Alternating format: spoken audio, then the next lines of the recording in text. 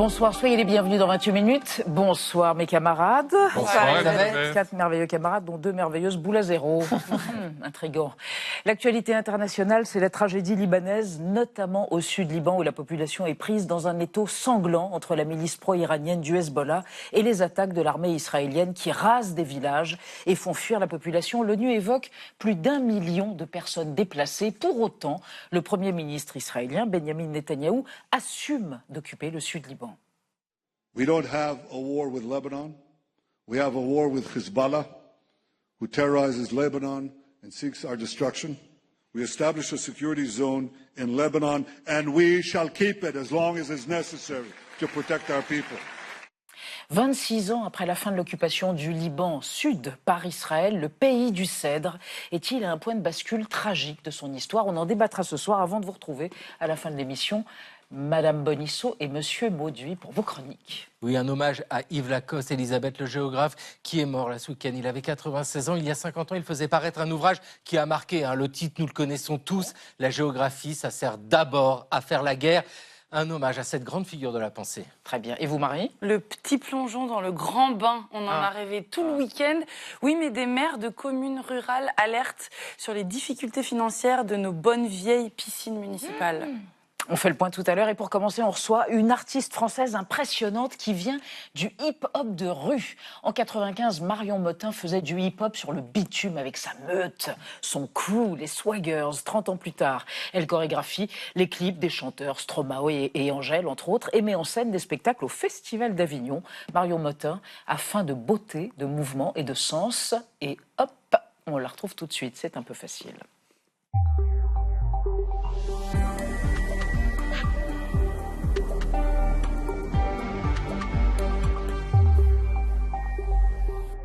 Salut Marion Motin, bienvenue dans 28 minutes. Merci. Je vous présente Anna Ndiaye et Paul Barcelone. Bonsoir. Vous avez l'air survolté par la fête de la musique, Marion Motin. C'était cool. Hier. Il y avait plein d'Anglais, j'avais l'impression d'être dans un carnaval à Londres. Et qu'est-ce qu'ils ont du style, les Anglais, mon Dieu. Vous avez tous des looks incroyables. Vous voulez dire? Comparé à nous?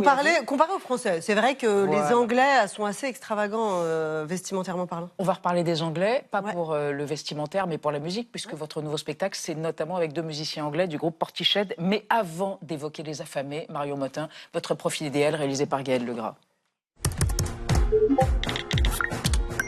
Marion Motin, votre quête de liberté a influencé vos choix dès l'enfance et elle continue à rythmer votre carrière. Comment sublimer ce désir en art grâce à la danse? Pour répondre à cette question, vous avez le profil idéal. Née à Saint-Lô dans la Manche en 81, vous grandissez à Paris. Petite, vous imitez James Brown et surtout Michael Jackson. Il m'a influencé dans la danse, mais aussi parce que ses clips racontaient une histoire. En primaire, vous intégrez le conservatoire de danse classique, mais la rigidité des codes vous ennuie. Au lycée, vous vous intéressez au hip-hop. Vous répétez dans la rue, dans les centres commerciaux de Paris ou de Créteil. Il y avait un aspect assez libre et sauvage qui me correspondait bien. En 2012, vous tournez avec Madonna pendant 1 an, mais l'aspect répétitif et imposer des danses sur scène constitue une contrainte. Après cette expérience, vous décidez de créer vos propres chorégraphies, comme ici en 2016 avec votre collectif de danseuses Swaggers. Les images sur lesquelles je travaille quand je danse, c'est surtout des images naturelles. La façon dont les feuilles bougent, dont le vent va te faire d'un coup tourner, bouger. Vous collaborez aussi avec des artistes comme Stromae pour qui vous chorégraphiez notamment Papa Outé. Que vous travaillez pour des chanteuses, pour la comédie musicale Résiste de France Gall, pour l'Opéra Garnier avec votre pièce The Last Call, ou encore avec votre compagnie, vous réclamez toujours à vos interprètes d'exprimer leur singularité. Elles prennent, elles jettent, elles le font toutes un peu à leur manière. Mais si elles ont exactement la même énergie de lever, d'arrêter et de jeter l'énergie hors du corps, c'est le même impact. Du 4 au 12 juillet prochain, votre spectacle Les Affamés, qui interroge les mécanismes d'oppression, sera donné dans le cadre du festival Off d'Avignon.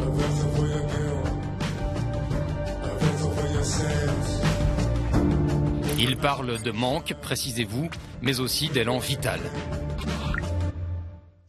Ouais, c'est vous. Bon résumé. Marion Motin, vous êtes née en 81. Bien sûr, c'est l'élection de François Mitterrand, un petit épiphénomène.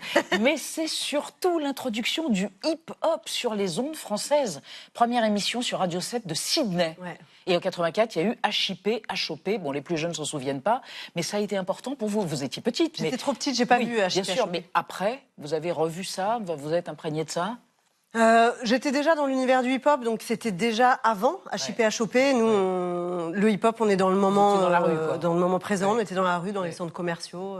Avec, alors, votre meute, comme vous dites, Swaggers. Swaggers. J'ai cherché l'origine du mot. Fanfaron, on le retrouve chez Shakespeare. Le songe d'une nuit d'été, 1595. Fanfaronnet. Ça veut dire flow, le style, l'attitude. Oui, d'accord. Les affamés.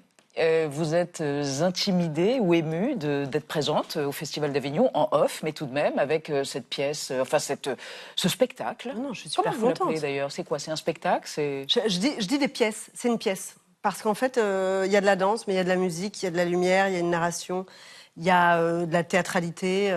Donc c'est une pièce. Extrait.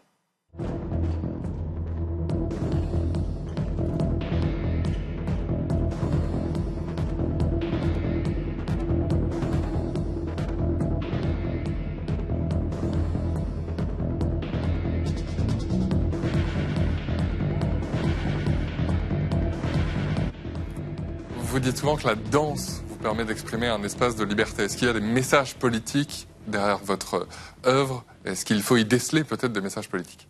De toute façon, je pense que la danse, par essence, c'est politique, parce que c'est un engagement du corps, c'est un engagement personnel. On exprime beaucoup de choses avec le corps. Donc c'est déjà dans notre société politique de danser. C'est revendiquer une certaine liberté et une certaine singularité. Et puis c'est le collectif aussi. C'est le collectif aussi. C'est l'individu dans le collectif. Donc il y a quelque chose de très sociétal aussi. Un individu dans un collectif, c'est à l'image de nos sociétés. Faire société, quoi. Ouais, c'est la société. Sur une scène. Ouais, c'est ça. Ouais. Voilà. Et après, grâce à l'art, à la création, on peut porter plein de messages. Et, Donc vous éveillez les consciences aussi? Alors, je dirais pas que je suis là pour éveiller les consciences. Je suis là pour ouvrir un dialogue de moi dans une société, les messages qui m'interpellent, pouvoir dialoguer avec l'audience, avec le public, comme une chanson, comme un livre, comme un film. Les spectacles sont faits pour ça aussi. Comment se meut le corps d'un affameur et celui d'un affamé? Et d'abord, qu'est-ce que c'est les affamés? Affamés, ils ont faim de quoi? On est tous des affamés, on a tous faim de quelque chose.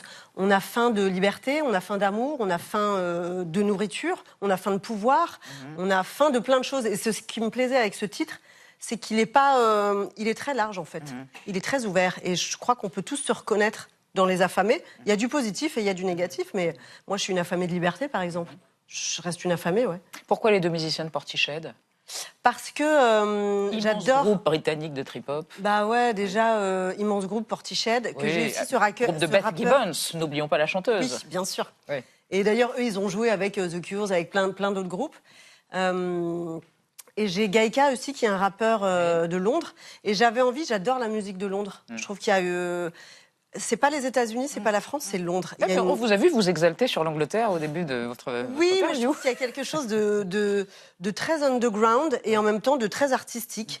Ils sont à la croisée de l'artistique français et le populaire américain, je dirais. Et donc ça donne quelque chose, pour moi, d'un peu plus niche. Alors, niche, vous aimez ça, mais vous aimez aussi Michael Jackson. On va en parler avec vous, Marion Motin, et avec Anna. Et on va parler notamment de ce film, biographie de Michael Jackson, qui est un carton absolu. Oui, près de 17 ans, quasi jour pour jour après la mort de Michael Jackson. La Jackson Mania ne faiblit pas. Déjà plus de 900 millions de dollars de recettes mondiales depuis sa sortie en salle. De quoi détrôner le biopic Bohemian Rhapsody sur la vie de Freddie Mercury. Mais record aussi en nombre d'entrées, avec plus de 5 millions d'entrées en France. C'est le biopic le plus vu devant La Môme, qui racontait la vie d'Edith Piaf. Et en même temps, tous les ingrédients sont réunis. Aucune allusion aux affaires de pédophilie. Ses titres les plus emblématiques y sont Beat It, Thriller. Et surtout, ses chorégraphies absolument incroyables et inédites pour l'époque sont ressuscitées. Et ça fascine toute une nouvelle génération de jeunes qui n'ont pas connu Michael de son vivant. Certains vont même jusqu'à organiser, on va le voir, des concours de danse improvisés devant les salles de cinéma, quand d'autres font des chorégraphies sur TikTok qui deviennent virales. Alors vous, comment est-ce que vous expliquez que ces pas de danse de Michael Jackson, il soit encore aussi populaire aujourd'hui? Est-ce que son groove, il est immortel, intemporel? Mais en fait, Encore une fois, c'est une histoire de singularité. C'est singulier. Alors, ça vient pas que de lui, parce qu'on a découvert il y a pas longtemps que ça venait du chorégraphe Bob Fosse. Dans les images du film du Petit Prince, surtout. Il est habillé comme lui, le gant, etc. Qu'il y a Popin Taco, qui est un grand danseur de hip-hop américain, qui lui a appris le moonwalk, etc. Mais en fait, c'est la façon dont Michael les a transcendés, les a mis à sa sauce, entre guillemets. Et c'est très particulier, sa façon de danser. Et c'est ce qui marque, en fait, la singularité. On revoit ça nulle part ailleurs. C'est du Michael Jackson. C'est ce qui fait que ça marche. Et que rien ne ressemble à sa façon de bouger. Alors, vous avez dansé pour Madonna, vous avez signé les clips, on en parlait de Stromae, Christine and the Queens. Dimanche prochain, vous allez signer la chorégraphie de la cérémonie d'ouverture de la finale du championnat de France de rugby, le top 14. C'est le grand écart complet. Est-ce que c'est ça qui vous nourrit? Samedi, la finale du championnat de France de top 14. Ouais, c'est le grand écart et en même temps pas du tout parce que j'aborde le sujet de la même manière.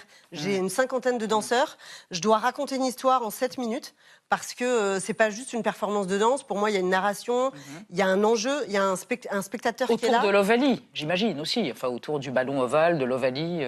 Non, c'est plus autour de la cérémonie, moi. C'est le début du match. J'avais envie de mettre le spectateur dans un certain état et de raconter c'est très excitant, le début d'un match, d'une finale en plus. Et c'est ça qui m'a surtout inspiré pour la cérémonie d'ouverture. Donc à chaque fois, c'est un peu la même fabrication, que ce soit pour une cérémonie d'ouverture ou un clip ou une tournée ou une pièce dans un théâtre. Il y a une réflexion derrière. Marion Mottin, les femmes sur scène, les femmes qui dansent, le corps des femmes, le corps va sans s'arranger, en se ridant. Vous avez une réflexion sur le corps et la ménopause, et je crois qu'elle a été initiée par une discussion que vous avez eue avec Demi Moore, l'actrice américaine, lors du tournage de The Substance, le film de Coralie Forgin, où vous chorégraphiez une scène d'aérobic. Et là, tout d'un coup, il y a une espèce d'épiphanie, c'est ça? On discutait, Demi Moore est quelqu'un de très gentil et de très accessible. Et en discutant, on parle de la ménopause, parce qu'elle me dit, moi je viens d'avoir 60 ans, on ne parle pas assez de la ménopause. Et en fait, elle m'a appris effectivement plein de choses. Et c'est hyper important d'en parler, parce qu'on ne se rend pas compte de tous les changements physiques, même psychologiques, et de ce qu'on attend de nous dans la société avant la ménopause. Ce qu'on n'attend plus de nous après la ménopause. Vous avez travaillé avec Angélin Prège-Locage, qui a fait danser des femmes âgées, précisément, justement. Et voilà, c'est hyper intéressant parce que je pense que déjà, il n'y a pas d'âge pour danser. Et je crois qu'on devrait un peu plus se réapproprier notre corps après la ménopause aussi, parce qu'en fait, moi, je vois plein de femmes ménopausées qui sont fabuleusement jolies, à qui j'ai envie de ressembler. Vous les faites danser? Mais elles dansent déjà. Enfin, il y en a plein qui dansent et qui sont bien dans leur basket. Et c'est bien. Et dans leur ride. Et dans leur ride, en fait. C'est si beau, les rides, au final. Non, mais c'est vrai, quand c'est assumé et bien porté, c'est magnifique. Merci Marion Mottin. Merci à vous. Donc, les affamés du 4 au 12 juillet dans le cadre du Festival d'Avignon, le OFF. Et avant ça, Narcisse. En plus, au 13e art à Paris. Et ça, c'est jusqu'à vendredi, jusqu'au 27 juin. Merci d'être venu dans 28 minutes. Merci de m'avoir accueilli. Merci de votre énergie et de votre charisme. Et on change de sujet, on passe à notre débat sur la situation désespérée au Liban, dont 6% du territoire au sud est occupé par l'armée israélienne en lutte contre le Hezbollah, la milice chiite financée par l'Iran. Le cessez-le-feu peut-il durer? La zone tampon créée par Tsahal au sud sera-t-elle évacuée par l'armée? Le Liban est-il à une sorte de moment de bascule de son existence? On en parle après la mise au point de Sandrine Le Calvez.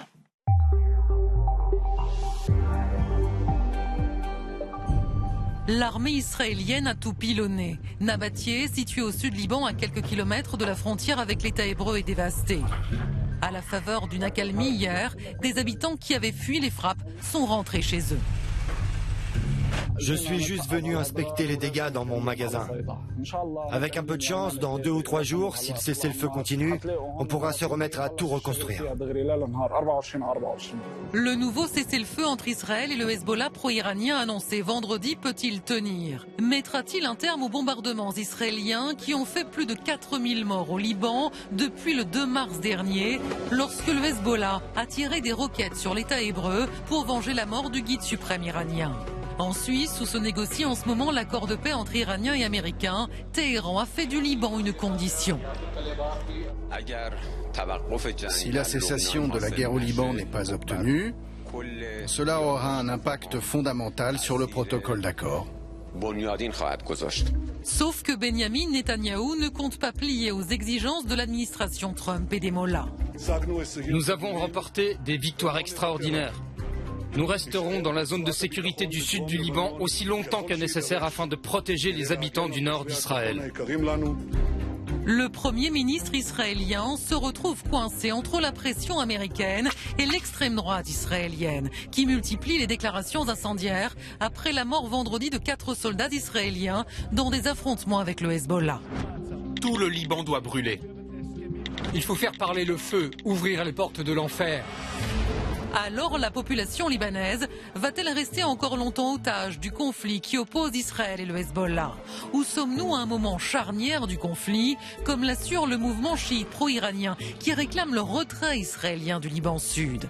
Les armes peuvent-elles se taire durablement au pays du Cèdre? Nos trois invités pour ce débat, Danielle Arbit, bonsoir. Vous êtes cinéaste franco-libanaise. Je précise que votre nouveau film Seuls les rebelles sort en salle cette semaine. Ce mercredi, vous n'avez pas pu le tourner au Liban, à Beyrouth, mais par des procédés de transparence, vous avez reconstitué Beyrouth pour ce film.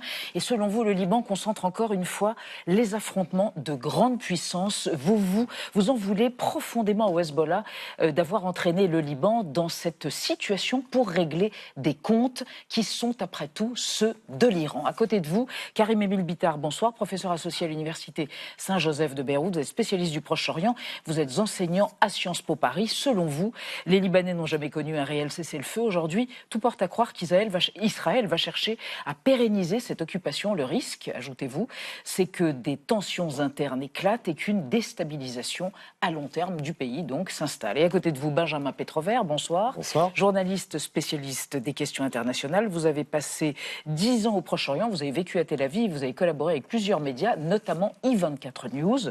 Et selon vous, le Liban doit retrouver sa souveraineté, ne plus dépendre du Hezbollah qui sème le chaos au sud du pays. L'armée israélienne tente de rétablir le calme, ajoutez-vous, mais ce n'est pas son rôle.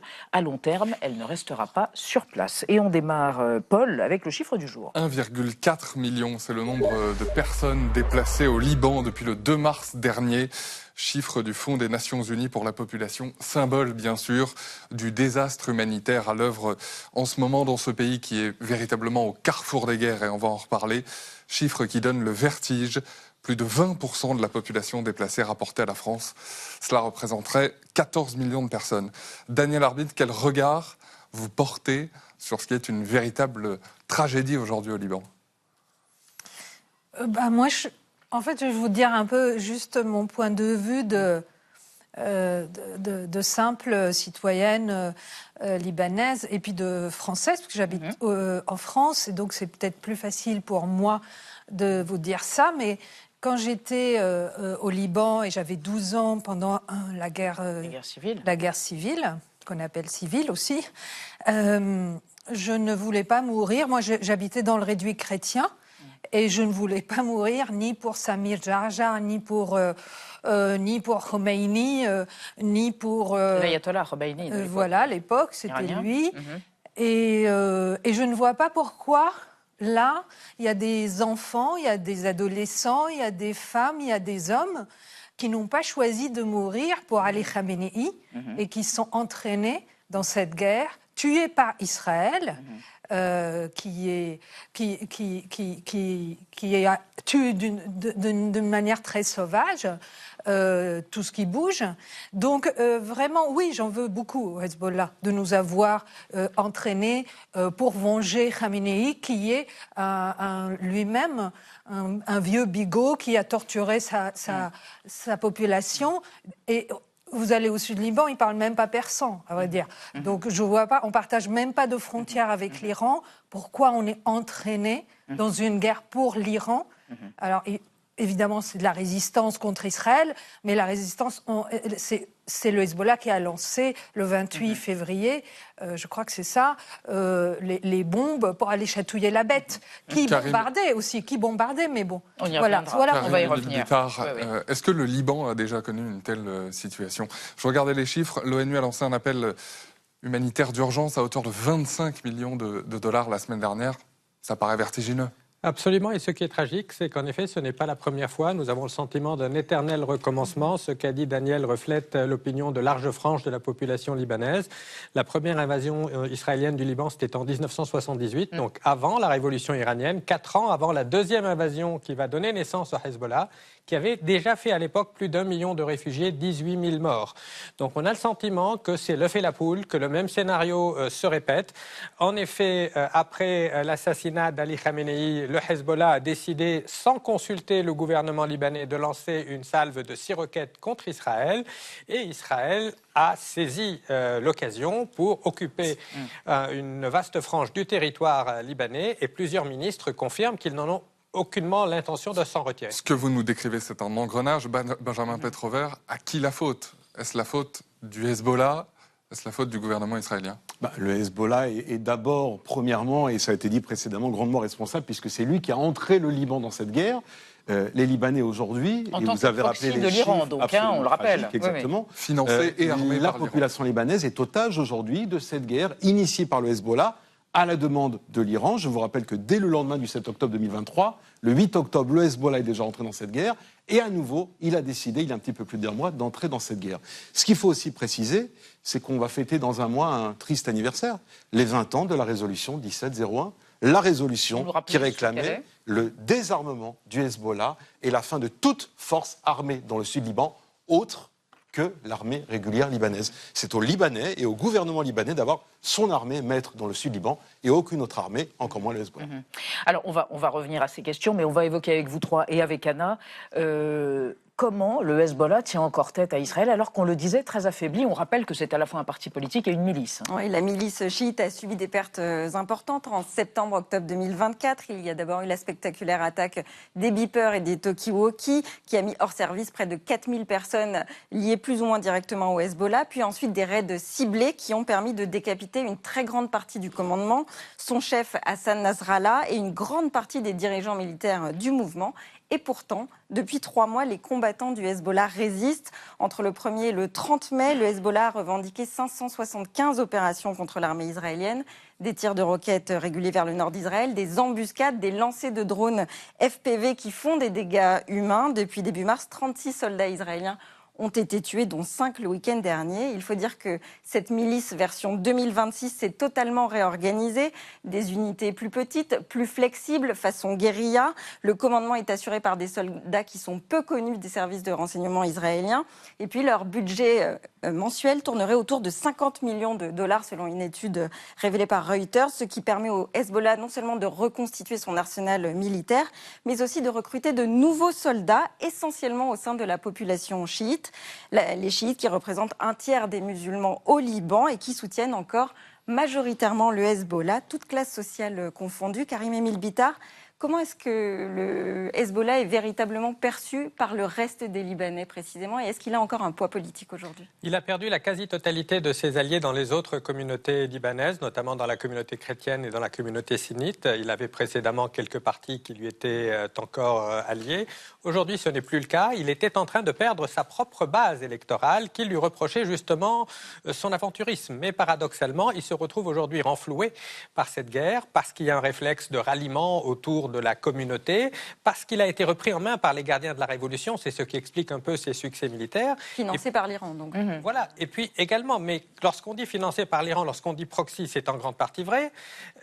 Mais dans ce cas, lorsque les États-Unis et Israël ont déclenché la guerre contre l'Iran, en affichant côté israélien la volonté de faire tomber le régime, il était tout à fait prévisible que l'Iran allait mobiliser tous ses proxys pour ça n'a pas été anticipé. Répondre à cette menace. Donc on ne peut pas non plus dire que c'est cette salve de roquettes qui n'a pas fait de dégâts qui est à l'origine, parce que nous assistons aux mêmes pratiques en Cisjordanie, à Gaza. Il y a une politique israélienne qui va bien au-delà du cas libanais, qui est une politique expansionniste. Alors le cessez-le-feu au Liban est aussi le sujet principal de discussion en Suisse hier entre Américains et Iraniens. Les deux parties se sont entendues notamment sur la création d'une cellule de gestion des conflits. Je précise que J.D. Vance, le vice-président américain, et le président libanais Aoun se sont parlé au téléphone aujourd'hui. Benjamin Petrover, à quoi peut ressembler véritablement cette cellule de gestion des conflits? Est-ce que surtout ça peut marcher? On se pose beaucoup de questions, d'autant qu'une forme similaire a été créée, vous vous souvenez, après la guerre à Gaza. Il devait y avoir une instance pour reconstruire Gaza, et on a appris il y a quelques semaines, dirigée avec Tony Blair et Donald Trump à la tête, et on a appris il y a quelques semaines qu'ils n'avaient même pas réuni les fonds pour créer cette instance. Donc moi, je reste toujours très circonspect lorsqu'il y a ce genre d'annonce, et je préfère plutôt regarder ce qui se passe sur le terrain, parce que malheureusement, sur le terrain aujourd'hui, c'est une guerre qui se poursuit, dont les Libanais sont les premières victimes, et les responsables. On parle du Hezbollah, on parle de l'armée israélienne. Il faut rappeler pourquoi l'armée israélienne fait ça. Depuis le 7 octobre, il y a eu un changement de paradigme en Israël. Avant, il y avait des statu quo qui étaient plus ou moins préservés ici ou là. Désormais, les Israéliens ne laissent plus rien passer. Il faut rappeler qu'après le 7 octobre, il y a eu quelques 60 000 Israéliens qui ont dû être évacués du nord du pays parce que le Hezbollah tirait sans cesse des roquettes. Et c'est eux, c'est pas Ben Gvir, c'est pas Smotrich, c'est pas Netanyahou, c'est eux qui ont demandé au gouvernement israélien « venez nous aider parce que nous aussi, on veut rentrer chez nous ». Donc la vraie question aujourd'hui, c'est pourquoi la FINUL, pendant 20 ans, n'a rien fait, n'a rien su faire, on n'a rien pu faire pour faire taire le Hezbollah. Et là, on découvre jour après jour des tunnels, des lance-roquettes qui font un moment mettre hors d'état de nuire. Et Daniel Arbit, ça suscite dans la population libanaise un sentiment d'être abandonné? Oui, parce qu'à chaque fois qu'il y a... C'est fou à quel point le Liban, si petit, qui est un modèle quand même de cohabitation entre les religions. Un pays multiconfessionnel, on appelait le Liban la Suisse du Moyen-Orient pour... Oui, pour son réseau bancaire, mais aussi qui est maintenant hors de marche, qui n'est pas si fonctionnel.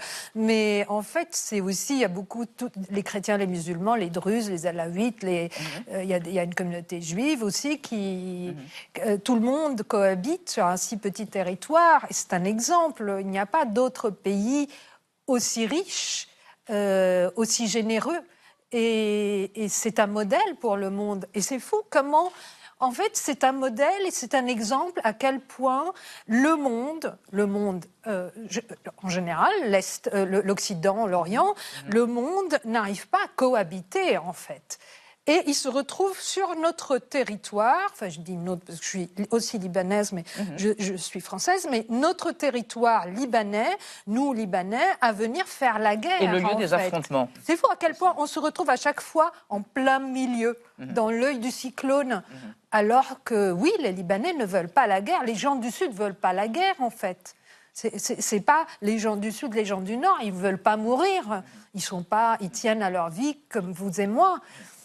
Alors tout cela se fait aussi dans un contexte de tension géopolitique et de pression mise sur le Premier ministre israélien Benjamin Netanyahou. D'abord présenté comme un théâtre secondaire par Donald Trump, le Liban semble, et on le comprend bien dans vos propos à tous les trois, devenir l'un des nœuds prioritaires donc à démêler entre États-Unis et Iran. Ces dernières heures, la pression s'accentue sur Israël. Avec ces mots, écoutez de J.D. Vance, le vice-président américain.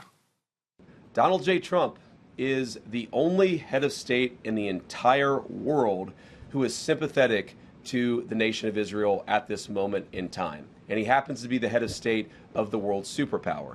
If I was in the cabinet of the Israeli government, I might not be attacking the only powerful ally that I have anywhere left in the entire world.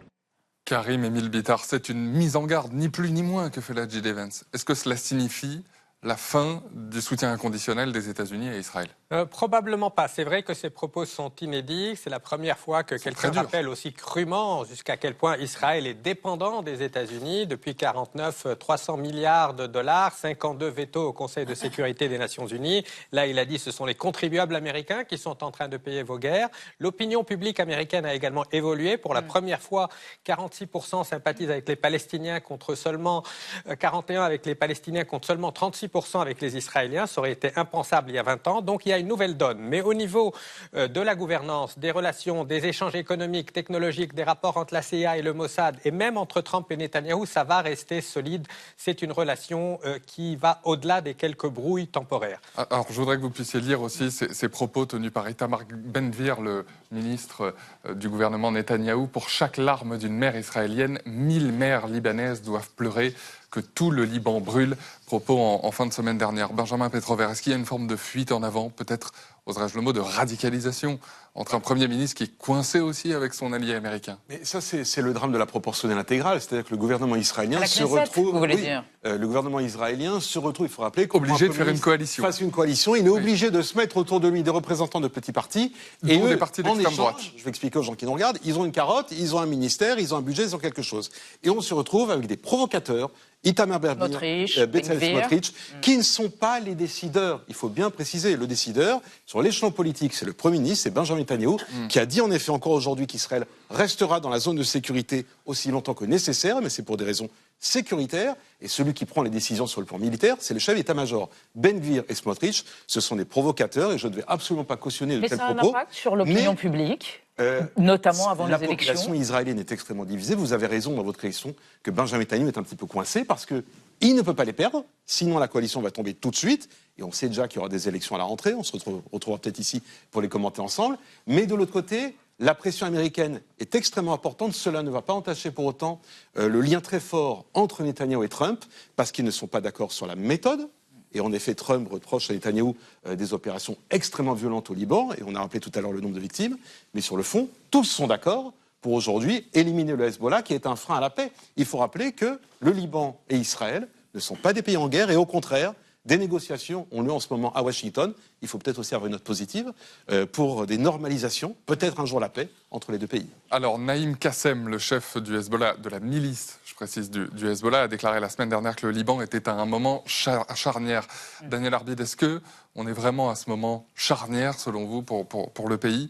Je précise qu'il disait aussi qu'il fallait tirer profit de l'accord entre États-Unis et Iran pour expulser Israël du Liban. Est-ce qu'on est à ce moment charnière ? Alors moi, je suis d'accord avec lui qu'il faut expulser Israël du Liban. Mais est-ce que les mots de Naïm Kassem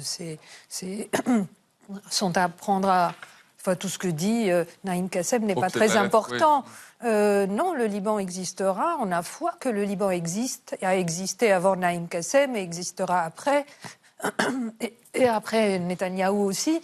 Enfin, moi, je crois que le Liban est un grand pays avec une grande culture et il ne sera pas brisé par ce qui se passe. C'est juste, il ne faut pas que la population libanaise soit divisée, en fait. Et je ne pense pas qu'on va aller vers une guerre civile. Ça, je n'y crois absolument pas. Par contre, la guerre des autres, comme c'est le cas en ce moment, oui. Enfin, ça va durer le temps que ça...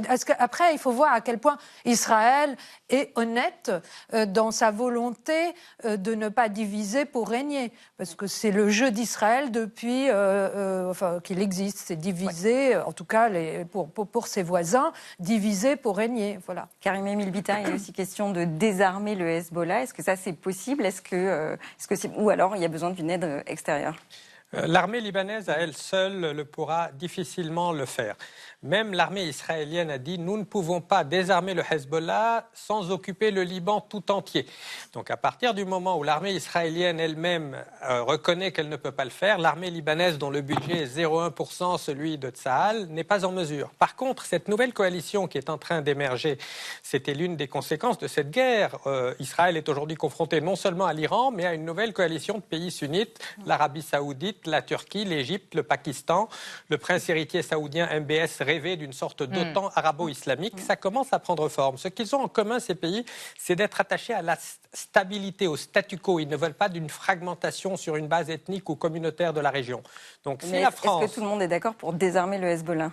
La plupart de ces pays, oui. Tout le monde réalise aujourd'hui que le Hezbollah ne peut pas continuer à se comporter de la sorte. Reste à savoir comment désarmer le Hezbollah sans donner le sentiment à toute la communauté chiite qu'elle a été ostracisée.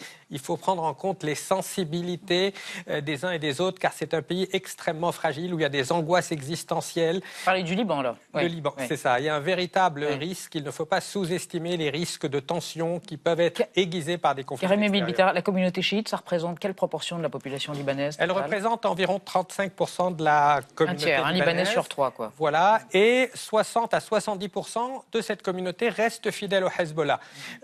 Beaucoup critiquent le Hezbollah sur ses politiques sociales, économiques en matière de mœurs, mais lorsqu'il s'agit de la résistance face à Israël, ils se serrent autour du Hezbollah car ils ont été victimes d'une série de 6-7 invasions.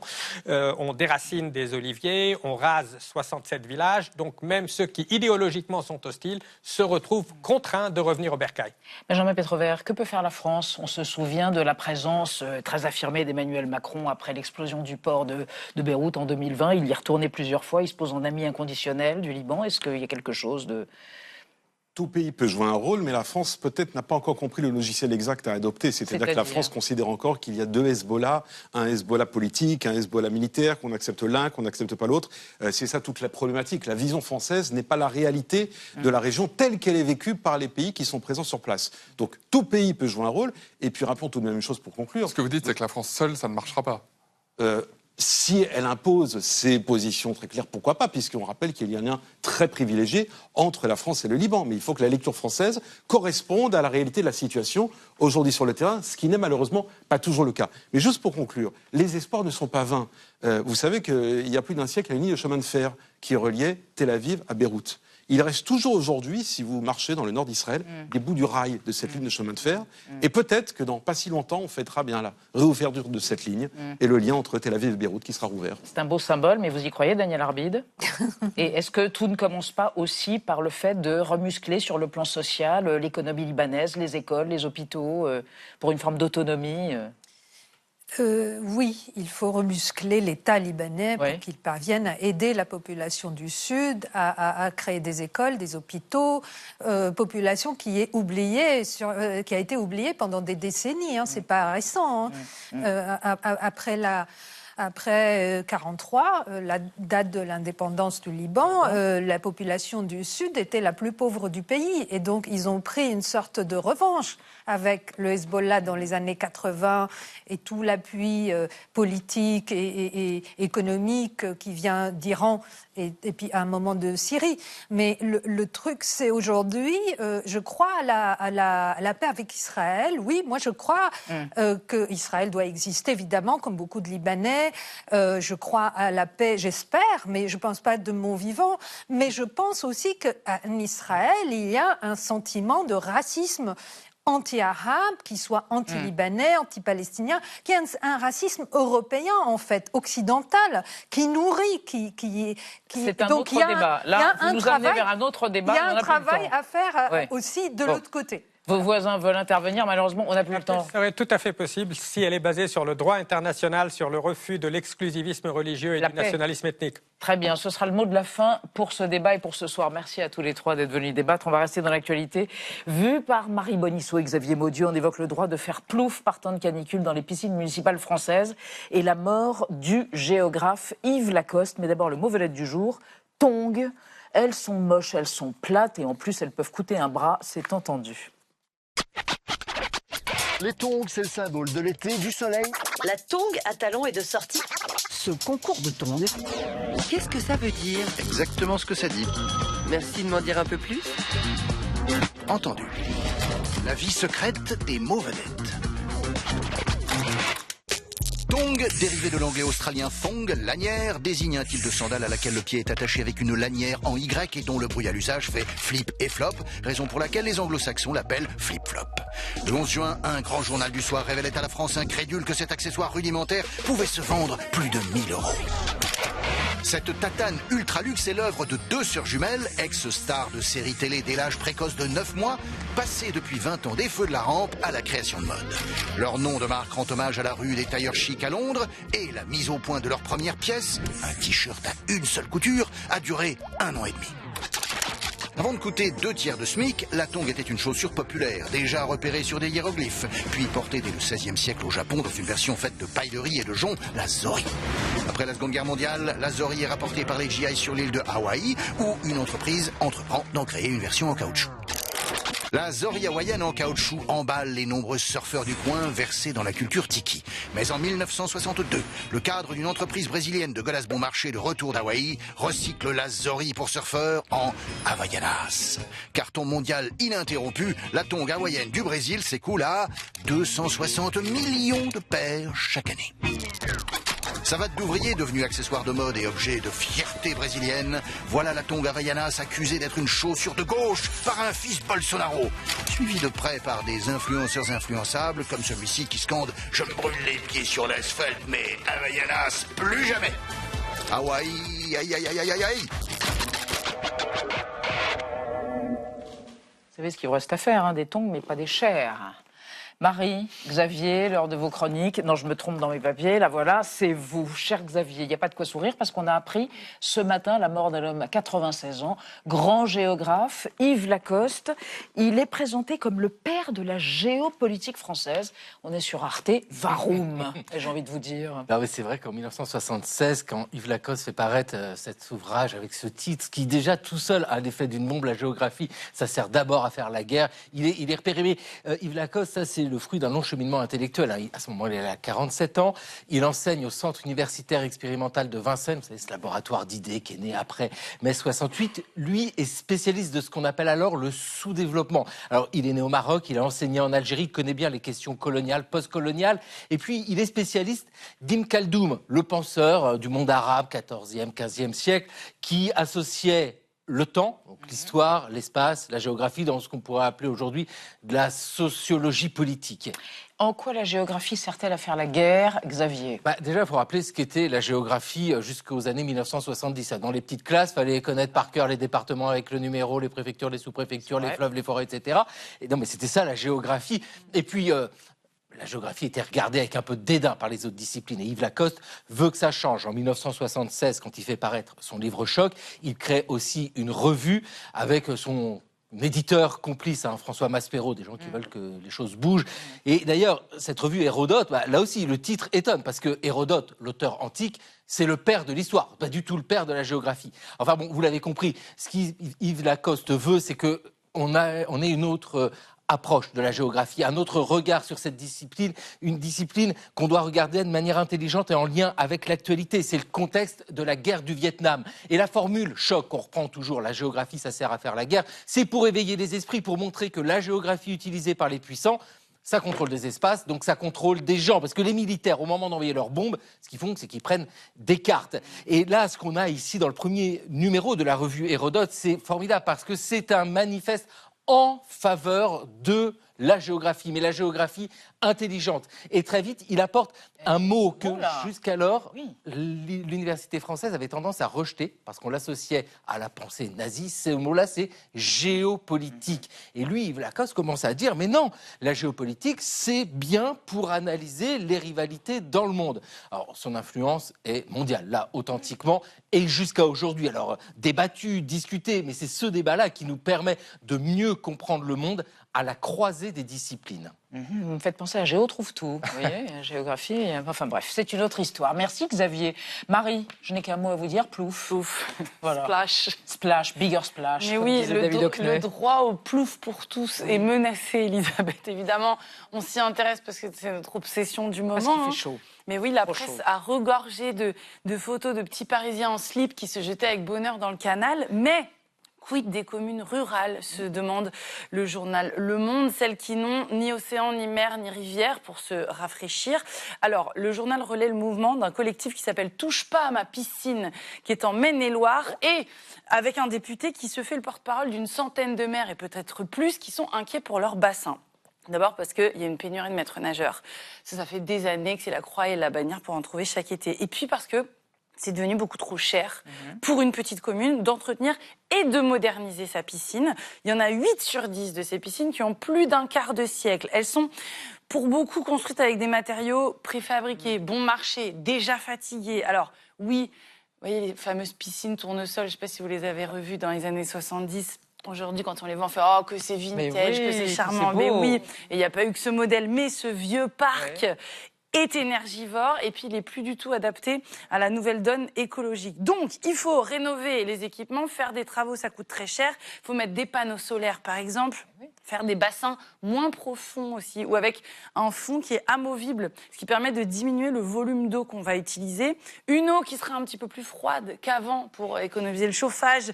Et puis une eau qu'on va récupérer pour la donner aux copains du service de la propreté de la commune. On va mettre aussi plus de bassins en extérieur parce qu'il fait plus chaud, etc. Il y a plein de choses à faire. Pour le Et c'est ministère d'ailleurs des piscines, Marie Bonisso. Ce sera moi. Votez pour moi. Pas tout de suite. D'abord, il faut que je finisse ma chronique. C'est le paradoxe des piscines municipales qui est souligné par un think tank qui a fait un travail très intéressant. C'est un think tank qui s'appelle Le Sens du service public. Et eux, ils disent que les piscines, certes, elles consomment trop d'eau, trop d'énergie pour le moment. Mais elles sont aussi une excellente alternative à la catastrophe écologique des piscines privées, individuelles, parce que tout le monde y va en même temps. Ça permet de se rafraîchir pour 3,50 € le ticket d'entrée. C'est aussi un vrai lieu de mixité sociale.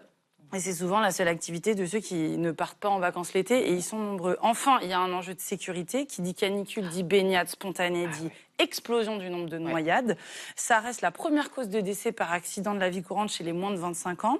Et l'éducation nationale a beau décréter le savoir nager, comme on dit, comme une priorité, mais il y a encore un tiers des gamins en France qui rentrent en 6e sans savoir nager. Et il y a une énorme différence de niveau encore entre les familles aisées et les familles modestes. Bref, cette piscine municipale, un service public plus important qu'on ne croit.